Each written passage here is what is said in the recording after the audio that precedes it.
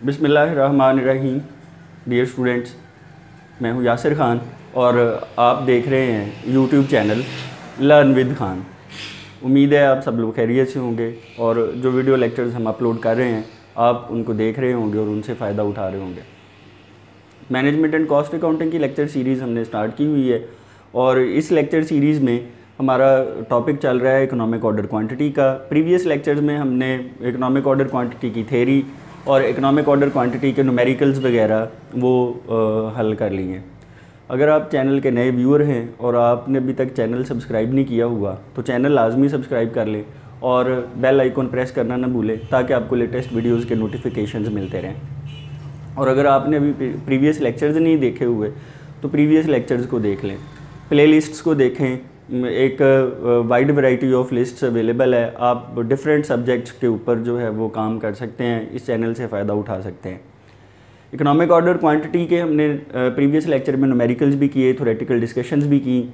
आज हमने देखना है कि ये फार्मूला EOQ का कैसे डिराइव हुआ है। ये जो formula EOQ is equal to 2 × AR × OC over CC, ये फार्मूला डिराइव कैसे हुआ है, ये बना कैसे है, डेरिवेशन ऑफ दी फार्मूला आज हमने सीखनी है। अब इकोनॉमिक ऑर्डर क्वांटिटी की जो डेफिनेशन थी उस दिन मैंने आपको बताया था उस लेक्चर में कि economic order quantity is that order size, ये वो वाला ऑर्डर साइज़ होता है वेयर जहाँ पे ordering cost is equal to carrying cost.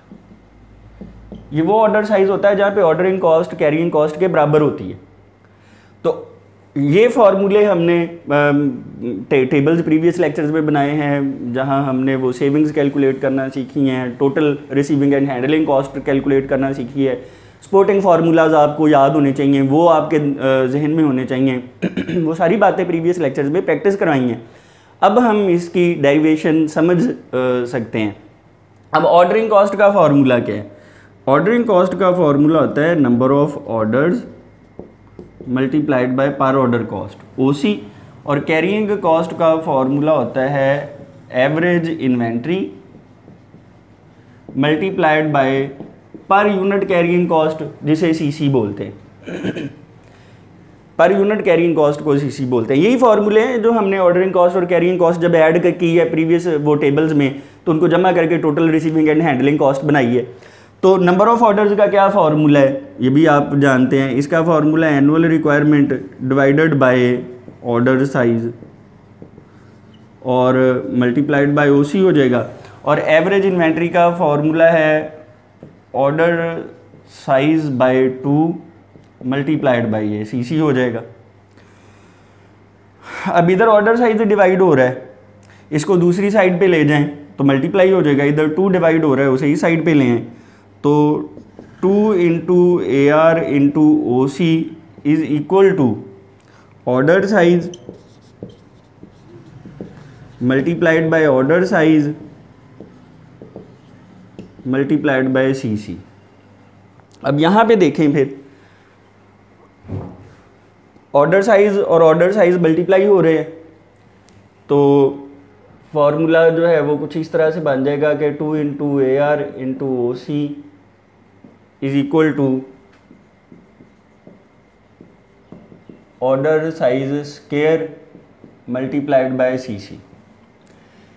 अब ऑर्डर साइज एक साइड पे रखें, वो जो कैरिंग कॉस्ट है per unit carrying cost CC जो है वो इस साइड पे आके डिवाइड हो जाएगी और ये रह जाएगा ऑर्डर साइज स्क्वायर।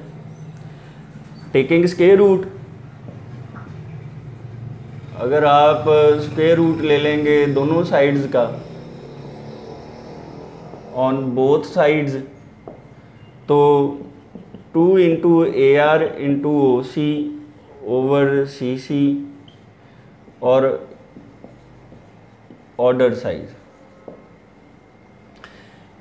स्क्वायर जो है वो स्क्वायर रूट से कैंसिल हो गया, यानी ऑर्डर साइज बराबर हो जाएगा 2 × AR × OC ओवर CC, उसका स्क्वायर रूट है।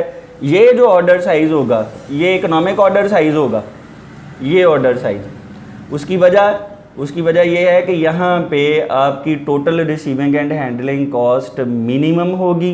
ये वो पॉइंट होगा जहाँ ऑर्डरिंग कॉस्ट और कैरिंग कॉस्ट जो है वो बराबर होगी। हमने जितने भी प्रीवियस न्यूमेरिकल्स किए हैं आप उनमें देखेंगे जब भी हमने total receiving end handling cost calculate की है तो EOQ के ऊपर ऑर्डरिंग कॉस्ट और कैरिंग कॉस्ट हमेशा इक्वल आई है। अगर आपने पहले इस बात पे गौर नहीं किया तो अब कर ले, प्रीवियस लेक्चर्स को देखें। ऑर्डरिंग कॉस्ट जो कि कैरिंग कॉस्ट के बराबर है, बराबर रख के तो ये फार्मूला बना है। इसलिए जब भी हम इकोनॉमिक ऑर्डर क्वांटिटी के ऊपर total receiving end handling cost निकालेंगे ऐसा हो ही नहीं सकता कि ऑर्डरिंग कॉस्ट कैरिंग कॉस्ट के बराबर ना आए।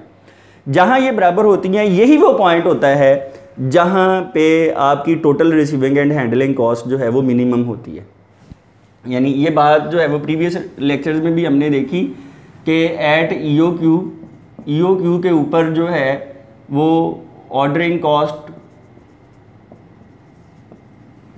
बराबर है कैरिंग कॉस्ट। अब अगर आप order size less than EOQ रख लें, आप कह नहीं जी हमने तो थोड़े EOQ से जो है वो कम यूनिट जो है वो एक ऑर्डर में मंगवाने हैं। अगर आप लेस देन EOQ रख लें तो होता क्या है, ये ऑर्डरिंग कॉस्ट बढ़ जाती है, कैरिंग कॉस्ट कम हो जाती है, इक्वेशन डिस्टर्ब हो जाती है। ऑर्डरिंग कॉस्ट बढ़ जाती है क्योंकि आप थोड़े यूनिट मंगवाने लग जाएंगे, जो है वो आपको ज़्यादा दफ़ा ऑर्डर देना पड़ेगा, ऑर्डरिंग कॉस्ट बढ़ जाएगी, कैरी कम करेंगे।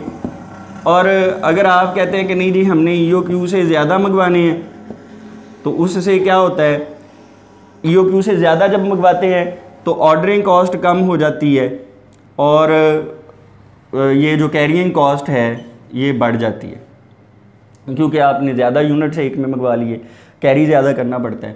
तो फ़ायदा सिर्फ़ और सिर्फ एक ही पॉइंट के ऊपर है जहाँ पे जो ऑर्डरिंग कॉस्ट है वो कैरिंग कॉस्ट के इक्वल है। मुझे उम्मीद है कि ये डेरिवेशन आपकी समझ में आई होगी, ये बातें आप जहन में रखेंगे, इनको अप्लाई करेंगे, अपने कॉन्सेप्ट्स को क्लियर करेंगे।